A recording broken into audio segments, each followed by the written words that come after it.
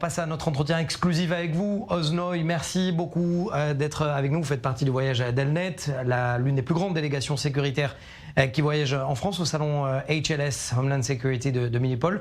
Vous venez de quitter le Shabak après 31 ans passés au renseignement intérieur israélien. C'est votre toute première télévision. Merci d'avoir choisi i24 News et notre magazine Défense pour vous exprimer. Vous êtes aussi chercheur à l'Institut de contre-terrorisme ICT. Vous étiez responsable du département Israël étranger au Shabak. Est-ce que vous pourriez nous dire si les renseignements intérieurs coopèrent avec leurs homologues à l'étranger, à l'image de ce que fait le Mossad?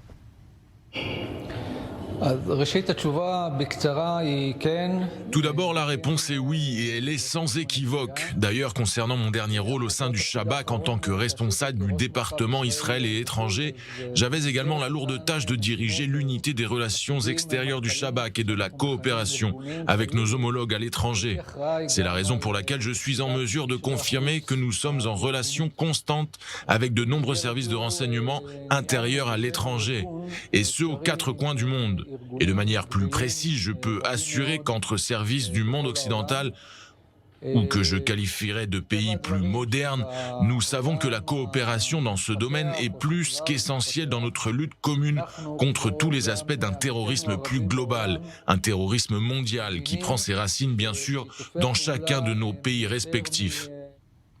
Mais ce qui m'intéresse, c'est de savoir, pendant que vous étiez responsable au Shabak, vous avez vu des attentats en Europe, et justement, c'était quoi votre regard? Ce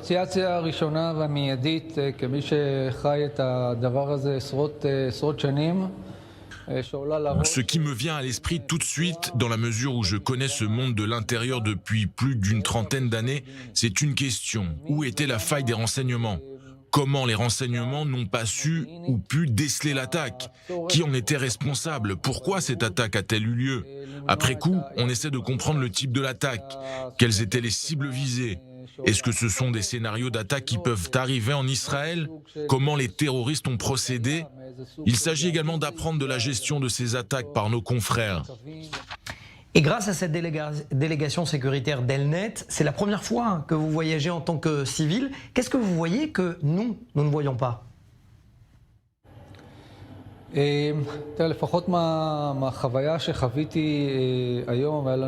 Écoutez, je peux vous donner mes impressions après avoir rencontré les responsables de 2 centres de recherche importants en France dans le domaine du contre-terrorisme.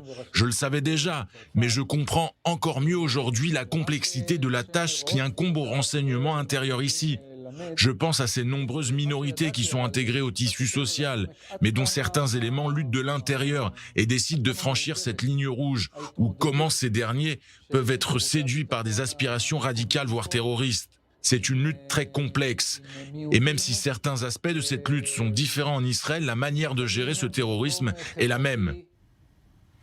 Et je ne peux pas vous laisser partir sans vous poser cette question qui est très sensible. Est-ce que vous pensez, puisque vous venez de prendre votre retraite il y a une dizaine de jours, que le Shabak est armé pour lutter contre la criminalité dans le secteur arabe en Israël?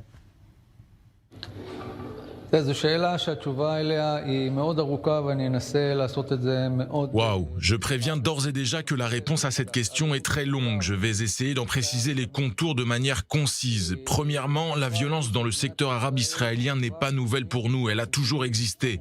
C'est une communauté qui connaît des changements culturels très importants et je ne pourrai pas tous les expliquer en quelques minutes dans cet entretien. Je me concentrerai sur l'un d'entre eux. Les dirigeants sociaux et politiques du secteur arabe israélien l'ont compris. Ils reconnaissent que ces violences doivent cesser une fois pour toutes. Il n'est pas possible de vivre comme ça, et c'est déjà un changement culturel important. En effet, le nombre de morts dans ces communautés est en constante progression, mais le phénomène n'est pas nouveau. Ce qu'il est, c'est cette prise de conscience des Arabes israéliens qui rejettent ces violences. Et bien au-delà, ce qui ne s'est pas passé au cours des dernières décennies est en train de changer. Le fait que cette population et leurs leaders demandent, exigent de l'État d'agir, d'intervenir, d'appliquer enfin sa gouvernance dans ce secteur de manière à enrayer ces cycles de violence. Et ce changement est essentiel. Pendant des années, la majorité des Arabes israéliens et leurs leaders refusaient la gouvernance israélienne dans ces communautés. Et maintenant, ils l'exigent. Ils exhortent l'État à agir.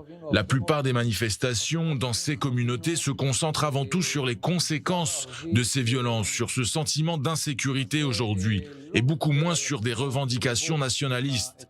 Et concernant votre question, si on demande au Shabak et à la police de mettre tous les moyens à leur disposition, je pense qu'ils disposent de suffisamment de force pour réduire considérablement ces violences. Mais cela signifie s'attaquer aux symptômes, pas à la racine du problème. Ce problème est avant tout culturel. Cette culture de la violence est au cœur du problème. Nous entendons essentiellement les attaques à l'arme à feu, mais ce n'est pas tout. Cette violence est omniprésente, elle est verbale, physique, parfois marquée par l'utilisation de couteaux et de barres de fer. Mais on n'en entend pas assez parler, et pourtant la violence reste la même. C'est cette culture qu'il faut changer à la base, mais seul le pays en est capable. Ni le Shabak, ni la police, avec tout mon respect pour ces institutions, ne peuvent le faire. L'État doit intervenir avec des moyens civils, avec des campagnes sociales et éducatives. C'est un travail qui ne va pas se faire en un jour. Cela va prendre des années, de nombreuses années, mais vaut mieux tard que jamais. Et il faut s'y mettre.